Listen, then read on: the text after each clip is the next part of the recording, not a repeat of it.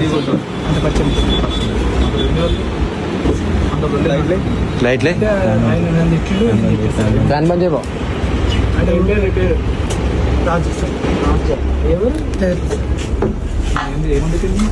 అంటే గల్జీ తిట్టింది సార్. గల్జీ తిడితే నేను సాప్ అన్నా.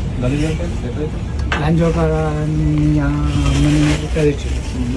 అంటే నాకు సంబంధం లేదు అయ్యా, నీ ముందు చెప్తే నత్తుడు రాకుండా అని అన్న సార్.